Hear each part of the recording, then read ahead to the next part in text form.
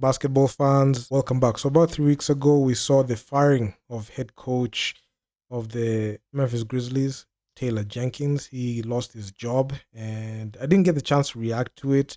And a lot of things have been happening throughout the weeks in the NBA, and I can say this must be one of the wildest NBA seasons of all time because you've seen, as per recording this video, I've seen three coaches lose their jobs, Taylor Jenkins included. So he had the Phoenix Suns letting go of Mike Budenholzer after one season. We've seen Coach Mike Malone part ways with the Denver Nuggets. So I'm going to make videos talking about their separate situations. But in this one, I'll be focusing on Memphis Grizzlies head coach Taylor Jenkins getting released, parting ways.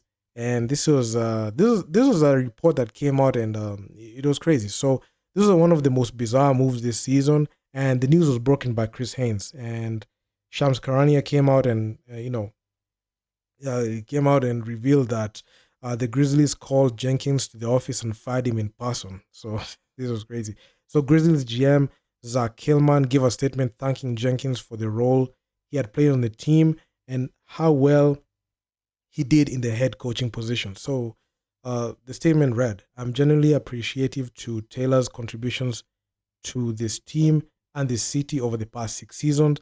This was a difficult decision given the consistent and tangible developments of our players and overseas overall success under Taylor's leadership. I wish Taylor the very best going forward." So that's the statement that came out. And as per recording this video, the Memphis Grizzlies, they got beat by the Golden State Warriors, who captured the seventh seed, and they are battling it out for the eighth seed. We have the Sacramento Kings versus the Memphis Grizzlies. We'll be battling it out to see who is going to make who's going to go ahead and make it.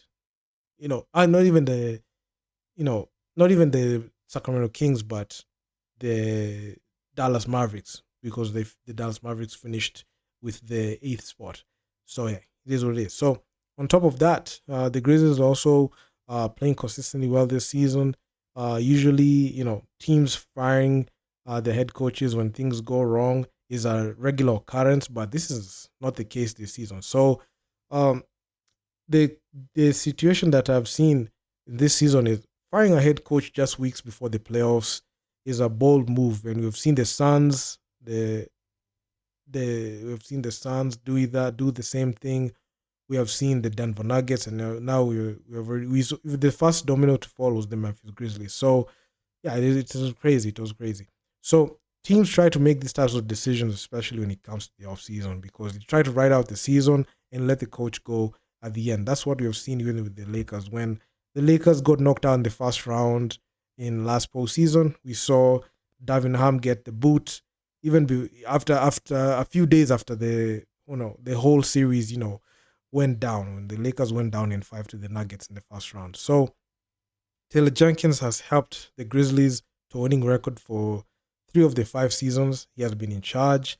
And in fact, he led the Grizzlies to the second seed in the Western Conference in the 2021-2022 season before Ja Morant went on and just ran this Memphis Grizzlies organization to the ground. So with the roster that he had available to him, Taylor Jenkins, he did his job. And I find it very unfair, him getting the boot like that, because during his time with the Grizzlies, he had a 53.9 win percentage and a record of 250 to 214. So he holds the record with the most wins as a head coach in the Grizzlies history. But, looks like the Memphis Grizzlies wanted to move to a different direction. And there's no doubt that Jenkins will be a top coaching candidate for any other team in the offseason, considering the fact that the Phoenix Suns, the Denver Nuggets are looking to revamp their coaching position there. So he might land another job there. So, and also he can even land an assistant coaching job.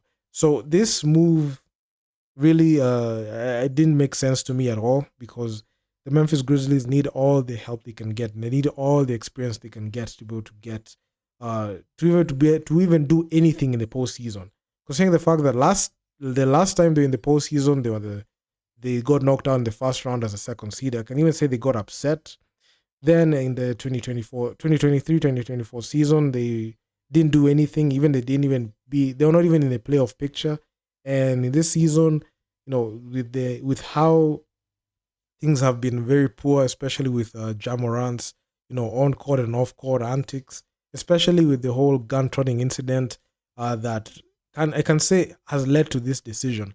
Because had Jamorant acted well, uh, I mean, the team will not be suffering like this, because you have a player who's your star player acting a fool, and you don't even understand uh, where. How can you tell this person that you are very important in this team? So it is very sad, and and it and Taylor Jenkins is the sacrificial lamb so they can keep Jamorant, and I feel like he was being set up to fail, and the Memphis Grizzlies wanted to find an excuse to fire him, because you can't fire a coach that, given the talent that he had on the roster, he's not the one who pulled the trigger and made sure that Dylan Brooks he left the team. It's the team it's the team management, the front office that decided to let Dylan Brooks go. The Marcus Smart experiment failed spectacularly. The man has been quiet ever since he left the Celtics. I don't know what happened to him. I mean, it's a very sad situation, and Taylor Jenkins is a sacrificial lamb, because you know the Memphis Grizzlies look towards, like, just trying to find somebody they can place the blame on, and it's unfortunate. But one thing I do know: any coach that does their job very well, other organizations will pick up towards that. They'll pick up on that, and they'll go ahead and sign him, because he's still good. He's still a person who knows how to work with young cores. Consider the fact that the Memphis Grizzlies at some point had the best young cores in the league, being led by Ja Morant, and a team that is almost in the same caliber with the Memphis Grizzlies is the Oklahoma City Thunder. And I feel like the Memphis Grizzlies look at the success of the Oklahoma City Thunder, and they feel like that is the success that they should have had, especially with Ja Morant leading the charge. But because Ja Morant decided to play gangster and be that person who is irresponsible and acting a fool in the team, it has led to this result. I mean, Coach Taylor Jenkins, one of the most winningest coaches in Grizzlies history, getting the boot. Man who has won 250 games in his career, most winningest in Grizzlies history, getting the boot in a very disrespectful way. So, I mean, I'm not sure how the Memphis Grizzlies will uh, fare in the postseason. I don't think they have a shot, because right now they're battling for the eighth seed with the Dallas Mavericks. So yeah, man. I mean, it's very sad. I know. No, at some point I mentioned the Sacramento Kings. Sacramento Kings, they lost to the Dallas Mavericks, and they lost. They finished the number 10th seed. So the battle for the eighth seed was between the Memphis Grizzlies and the Dallas Mavericks. So who is going to be able to get in there? So that's the big question. So I really feel sad for Coach Taylor Jenkins, because he is the sacrificial lamb, and the Memphis Grizzlies don't want to accept the fact that their front office was the reason as to why the season was a failure, and Ja Morant as well should also be blamed as well, and that's the main reason as to why this man is getting the boot. So do drop me a comment down in the comment section down below on what you think about this. I'm gonna talk to you guys in the next one. Peace out.